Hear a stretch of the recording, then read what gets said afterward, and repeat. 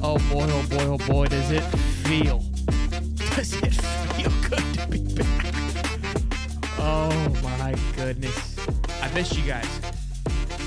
I'm a little rusty. You know what I'm saying? The chat's fired up. I'm fired up. Let's have ourselves a show. Yeah? Huh? We got the chat already bumping. Let's get right into it, boys and girls. Good evening.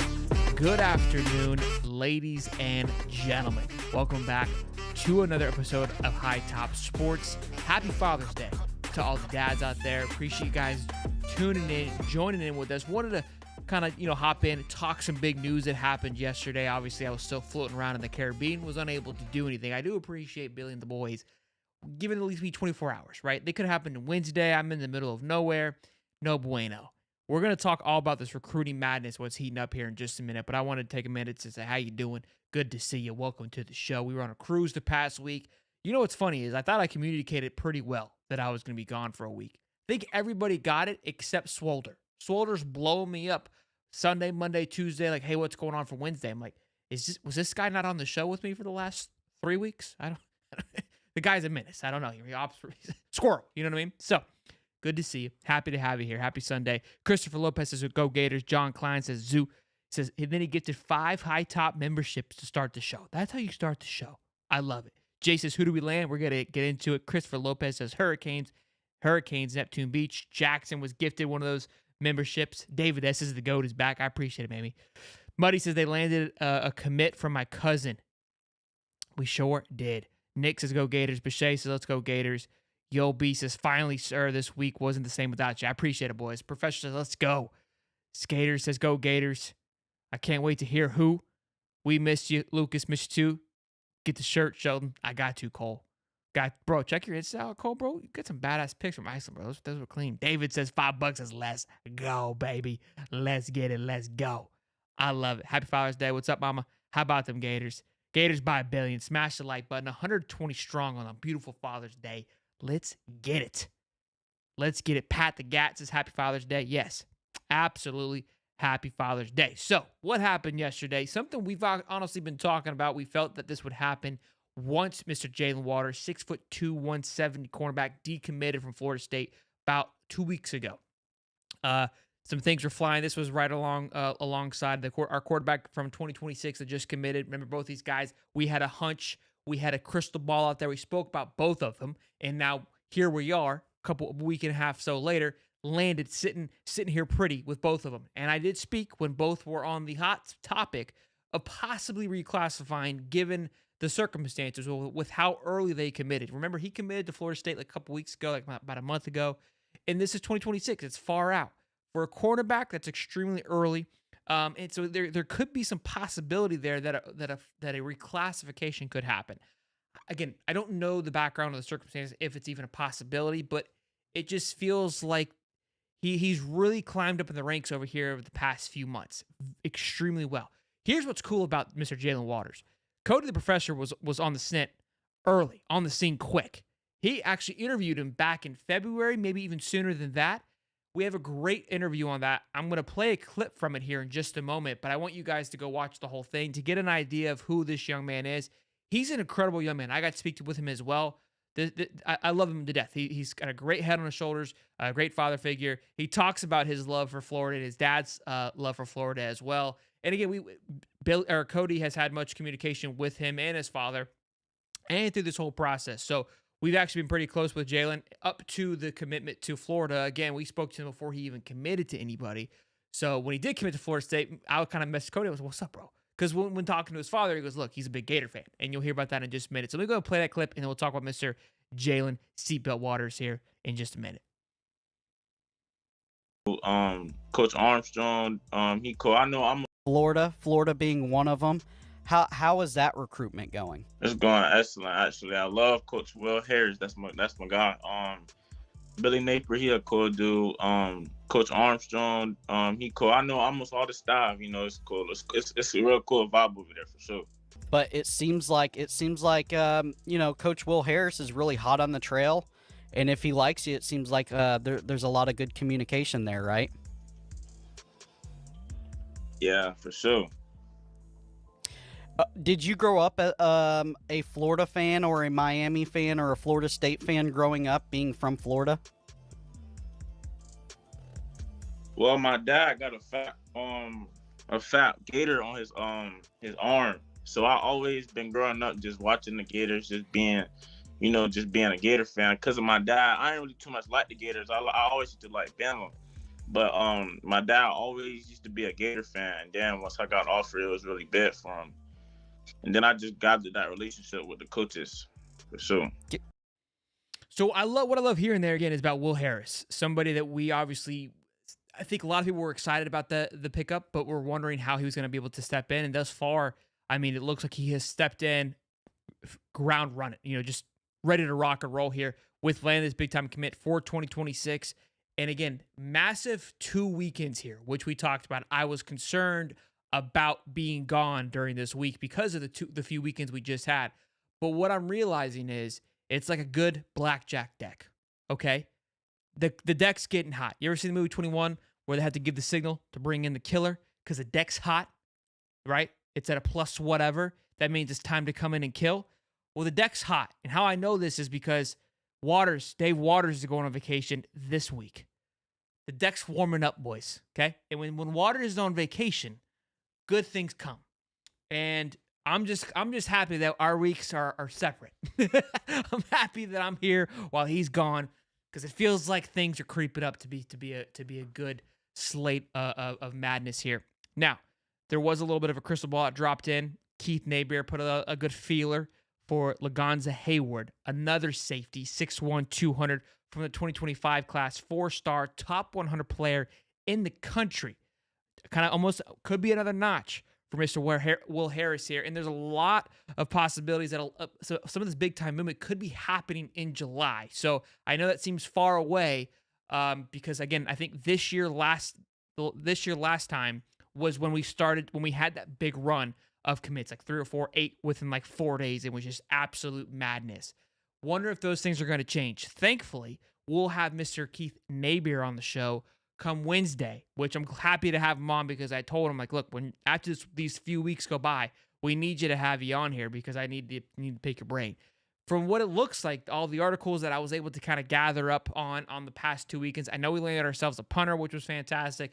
But from what I read, Hilton Stubbs, he had a lot of good things to say, but he even said, look, it's not about winning or losing, it's about the progress. What am I going to see in the football field?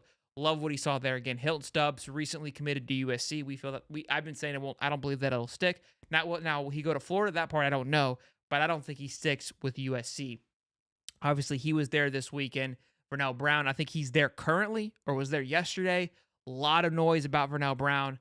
The young Gators from this past class that were very active, from what I could tell this past week, tweeting at guys. The thing is, the thing's heating up. Things are heading in the right direction. From what I read, the visits were absolutely fantastic for a lot of the guys that went through. A lot of big-time offensive linemen. Again, a lot of 5-stars, and I said this a few episodes ago. It feels like the quality, the tier of guys that are visiting these past 2 weeks is higher than last year, telling me that, look, if we can land the same group, right, the same amount of players from this bunch, the quality seems to be much higher than it was in years past. Now, what we do need to talk about as well is an article, Lindy Magazine. They always have their anonymous picks. They have their anonymous interviews where they ask coaches on their feel about other coaches. Now, I'm not quite sure of the details or semantics. Like, is it from the same conference? I would hope so. I would imagine so. So we will see. Remember, Billy says, remember everyone, it's June Billy. I'm hoping we get a repeat of Jubilee June. I feel like we've got something here in June. But Vernell Brown, I think he's announcing in July. I think a few others are looking to announce in July. I would love June, July to be big. And then we roll in and just absolutely obliterate Miami August 31st, just to have a great 3 months for Florida football. You know what I mean? So also, cool little side note here. This has nothing to do with football. Just kind of hit me in the top of my dome here. Was on a family cruise this past week. My cousin, she went to UF. She just graduated. Her new boyfriend currently right now, played on the hockey national championship team. His name's Parker. So shout out to Parker. Said he would come on the show, which I was like, yo, got to have you on because we need some national championship, juju on the show. He was rocking the hat and everything. I was like, yo, that's badass. What are the odds? I get to rock around the national champion. So pretty cool there. I'm not going to tell you where he's working now. It's no bueno there, but we'll get into that. But all in all, look, I'm glad I didn't miss too much while I was away. I was really concerned. Messages were coming through my phone while I was on the cruise.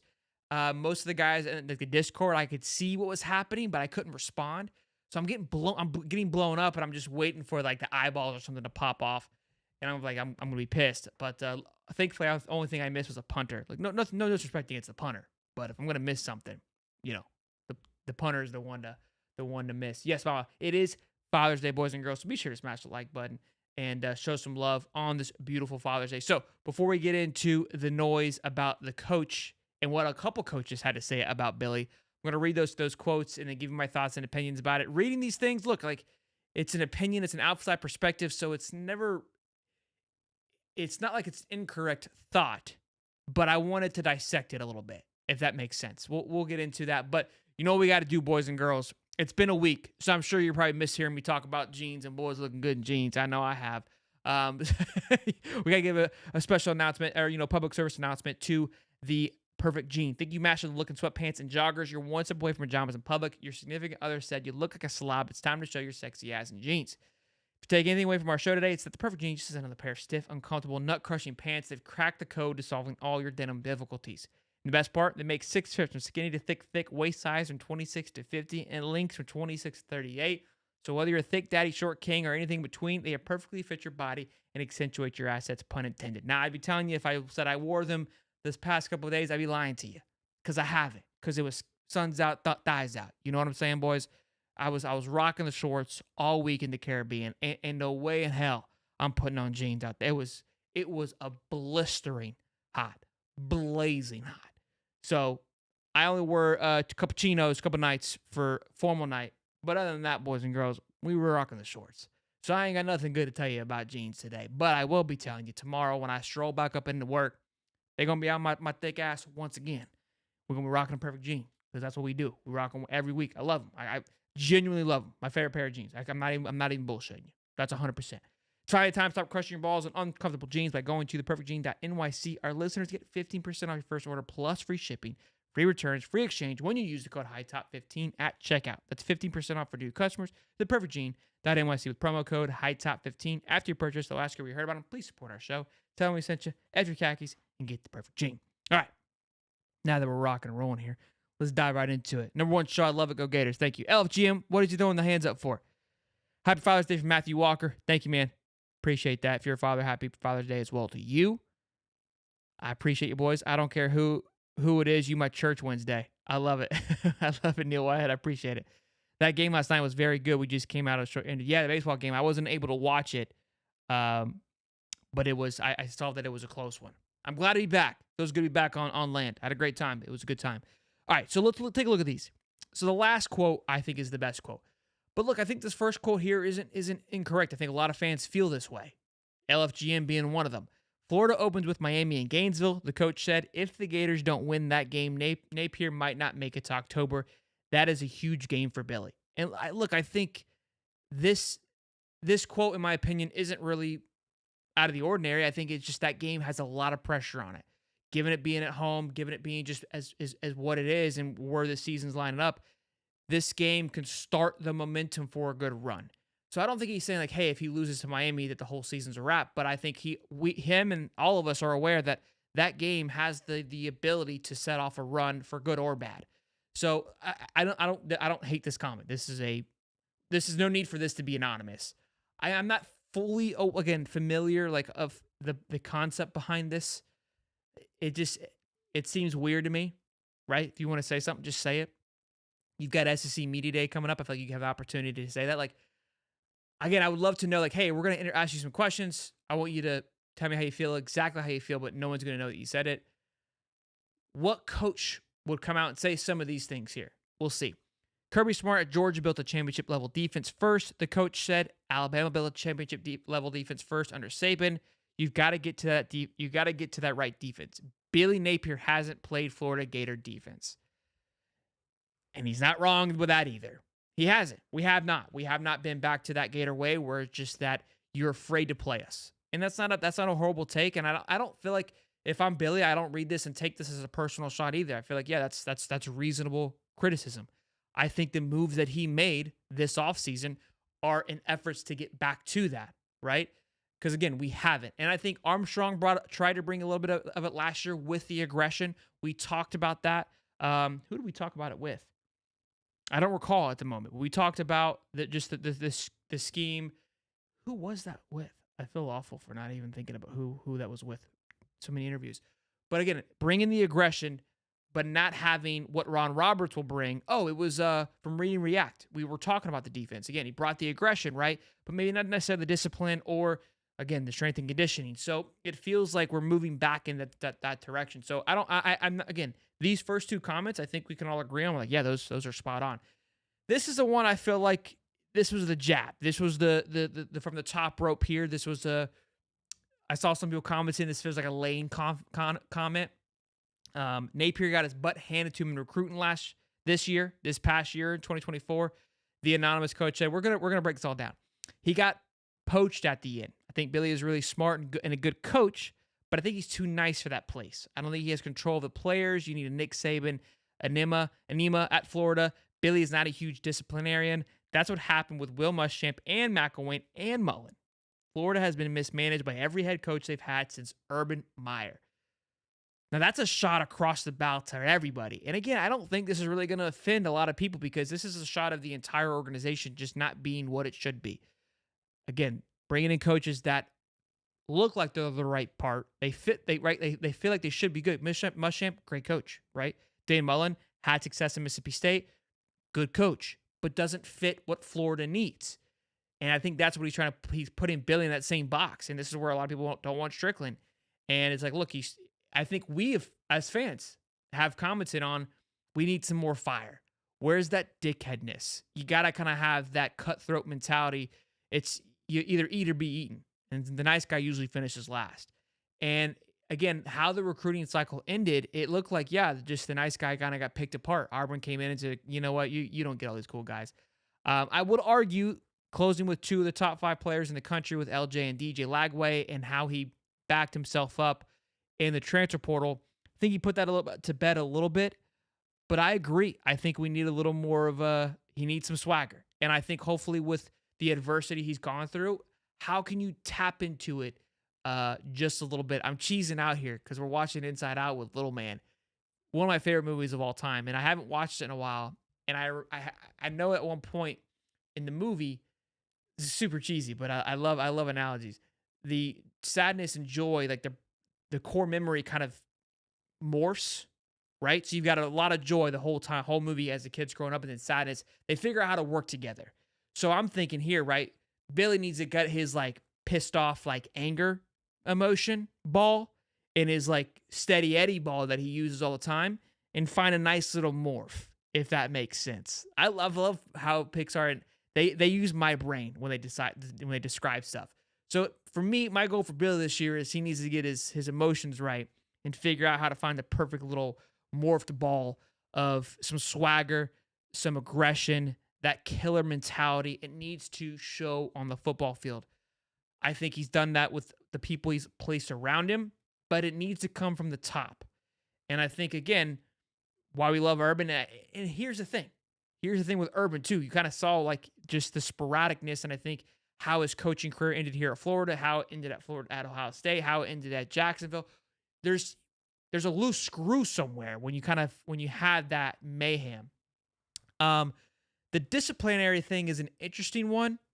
I can't say I disagree with it because we've heard other players say that there was a lack of discipline going around in some of the groups that has seemed to be fixed this year. It almost is like Billy's like, look, if you're going to be part of Florida, I expect you to hold yourself to this standard. I shouldn't have to babysit you. Don't hate it, but I think what comes with that is winning. And I imagine that's probably how Saban runs his camp. That if you don't want to be here, that's fine. You don't even have to discipline. It kind of just comes organically. But he had the rings to support that. Billy doesn't have that yet. So he's got to find that middle ground. You know what I mean? I think that's kind of where Billy's got to figure himself out. And look, that's part of the growing pains. And hopefully with how they're moving and acting now, he's hopefully finding himself. So, look, when I originally read these things, my first reaction, my first emotion is always defensive. But when you read it a few times, and I kind of actually over the past couple of hours, and then coming back and reading it again, they're not horrible shots. They're very reasonable shots. And I think if you're Billy and you read this, you go, those are fair. Those are fair. And again, if I'm myself, because I take it personally, like I'm Florida, I'm blowing, I'm dying orange and blue here. That's my coach. So when I first read it, I took it like, what's up? I'm fighting words, baby. You know what I mean? But I think any criticism is good. I would love to know if Billy's in this, right? Like, did he say something about another coach? Like, that's the part I find weird. Like, somebody sits down and says this and is like, yeah, I don't want him to know it's me. I don't know. I get it. And I understand it. I think it's a healthy dialogue, but I'd imagine like if I'm that coach, I don't know. That's just weird. I don't know. I mean, I appreciate it. It's talking points, but it's weird. Maybe I'm missing something. 330 strong on this beautiful Sunday. If you're just joining us, happy Father's Day to all the fathers out there. And shout out to all the moms, too, dealing with the dads. So I know it's usually about the dad's day, and I appreciate that. But always have a good mom there, too. Show up for president. Love high top. It's the most truth you ever get. I mean, I don't know if I'll be president, but I appreciate it. I appreciate it. I don't know if I fit the mold for that. I don't know if I could. I'd piss too many people off, for sure. Yeah, 100%. Yeah, no doubt. The D is on the right path. We'll show it August 31st. Such a child. This is exactly why I couldn't be president. Vacation's over? I think so, JB. I think so. Life's vacation, though. This is just other coaches trying to. I think Tim Carter didn't get to finish his sentence there. Oh, let's go. Stephen Lewis says, I believe Billy has it in him. Urban had a different generation of players where he could go in like a savage. This generation, not so much. Not throwing shade, it's just generational differences. I agree, Stephen Little. I think sometimes we as people, we get offended by that comment of like it's different generations, and usually because it has a negative connotation to it, right? When you say that, like, oh, that's not my generation. Oh, those youngins don't know what they're talking about. In myself, I find myself doing that now. I at work, there's guys that are a decade younger than me, and it doesn't seem like a lot, but what they grew up with is much different than what I grew up with. And so when I talk to them, I remember being in their shoes and people going, well, yes, your generation. And shit used to irritate the shit out of me. So when I talk to them, I go, hey, look, your generation's a little bit different. I go, look, I don't mean that negatively. Just the way that you came up, the way that you look at it, it's much differently. So I think what I'm trying to always realize, even with my son, is like, look, we see things through a different glass than they do. Not that it's wrong, but it's just different. And it's not necessarily their fault that it's different. That's just all they know. And so yeah, it's going to take them some time to get caught up. All that you hope to do with the generation beneath you is they're able to understand where you're coming from, but they're not going to have the same thing as you. I don't mean to preach here, but yeah, I agree. I think, and this is why Urban doesn't come back to coaching. I think he understands that his way of style and coaching wouldn't be impactful. Spurrier wouldn't be impactful either. There's a reason why Saban walked away. His style was starting to lose its pizzazz. Dabo Swinney, his style, is it going to last? I don't know. I don't think it's going to transition right away. I think that we're seeing a new age here. And look, I've kind of been a little critical on DeBoer, but I think DeBoer's done a good job thus far in recruiting at Alabama. He's bringing in some big-time talent. And so we'll see if it translates onto the football field. But there's a transitioning happening. Whether you like it or not, it is what it is. And I think that's why we're in this weird limbo stage. College football from 4 years ago has changed so much. It's hard to truly comprehend how much has truly changed. You know what I mean? With NIL, with the playoff strategy, with the realignment of conferences, how much of that has happened in just 2 years is insane. And if you didn't have a foundation going into that, then yeah, like think about it like it's a relationship, right? Got a new just married relationship, and most people get to have, they get proposed, they get married, they buy a house, they have a family.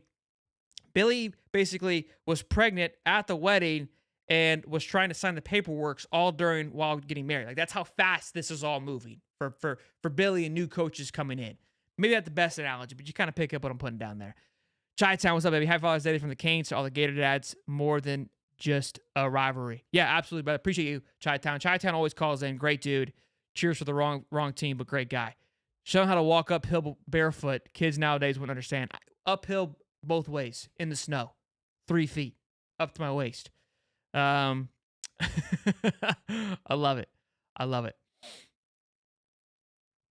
Muddy says, what really needs to change in recruiting is just landing and keeping the top in-state guys home. Right now, Georgia, Oklahoma State, and Texas and Bama are just plucking them up. It's true. The fact that, look, Bama pretty close, Georgia pretty close, Texas now reaching in, and Ohio State. I mean, those are faraway states just plucking out. And look, and the Texas guys are staying mostly in Texas too.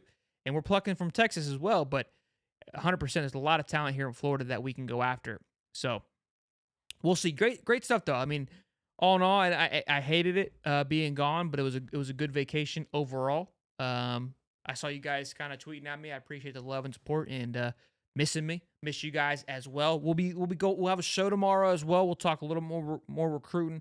I'm trying to gobble everything up, kind of figure out what happened. I know there's a lot of big names, a lot of good vibes that were happening from the past week. And then, of course, on Wednesday, we're going to have Keith Napier on and Swalter. I'm sure he's chomping at the bits to get on the mic. Excited to talk to Keith and to really get an in-depth perspective because we talked to him before, how he felt. He didn't feel optimistic, but he didn't feel pessimistic. He was kind of just excited to go into it. From the articles that I was somewhat gathering, it feels like his middle ground has turned, I would say, up a little bit towards the optimistic side. So, and that's good because he says he tries to keep an even keel as much as possible. So for him, it feels, and again, we'll get all of his thoughts and opinions. I don't want to speak for him, but things feel to be moving in the right direction so far. Again, these guys got a lot of official visits. We'll see how it all plays out over the next few weeks. And can we have ourselves a Jubilee June kind of week? Wouldn't hate it. Wouldn't hate it. Again, Dave's going on vacation. That lines up well good for us usually as it does. So we'll see how it plays out. But I appreciate you guys tuning in on this wonderful Father's Day Sunday. Over 300 people in here for over just half an hour. So I appreciate it. You guys be good. Smash the like button. Feels good to be back. I'll see you guys in the next one, baby. Peace and love.